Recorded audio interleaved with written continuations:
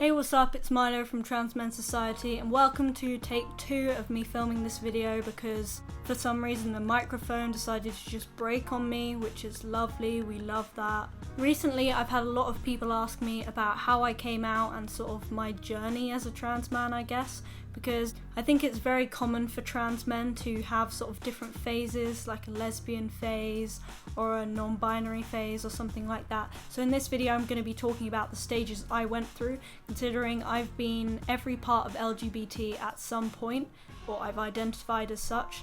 So thought this would be quite interesting. I'm going to go from the ages of sort of 11 to where I am now, which is 16. And hopefully this will be helpful to some of you to sort of see that it's different for everyone. I'm going to go ahead and get started because otherwise this video is going to be unbearably long. So when I was like 11 years old, I was really into vampires, and I watched this web series called Carmilla, which if you haven't heard of it, it's a vampire themed web series with a lot of LGBT representation, including non-binary and lesbian. This sort of opened my eyes to my sexuality at the time, and I started identifying as lesbian. I watched like Orange is the New Black at age 12 and stuff, which that's probably not the best. My first crush on a girl was actually my friend Tally. Shout out to Tally. We're still mates now. And I thought I had it all figured out at the time. I was like, yes, this all makes sense. I've connected the two dots. You didn't connect shit, but I've connected them. I was fairly masculine throughout my childhood, so I thought that my behaviour was just regular lesbian behaviour, which is obviously endorsing the stereotypes, but at the time I thought it all made sense. So whilst I did have sort of signs of dysphoria throughout my childhood, I definitely realised a massive leap in the amount of dysphoria I actually had when I found that school was a lot more separated for boys and girls. This meant that I ended up in groups of girls that I didn't really get along with, and it was just super obvious to me that I didn't fit in at all. I was definitely a late bloomer for puberty, so my body dysphoria set in a lot later than most trans guys. I was around 13, which was when I started to discover the LGBT community online more. Obviously, a lot of non-binary labels like bigender and gender fluid were sort of pushed onto me, but I wasn't really into all of it. I was kind of like, I basically identified as not knowing for a bit, and I didn't know this until a while ago, I'd forgotten, but a lot of my friends actually used they pronouns for me for a little bit.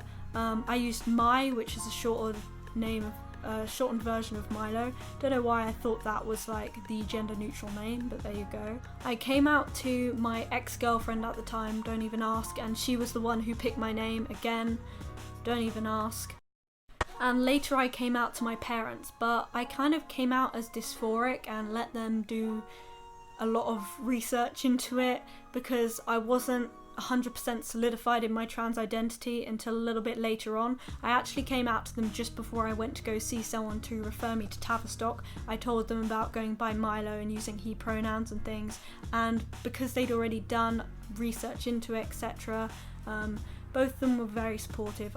My dad actually watches all these videos. Hi Dad. I never actually met another trans person till I was 15, so I came out as 14, so yeah, that's pretty wild as well. Shortly after coming out, I made what seems like a giant switch from a lesbian to a gay man.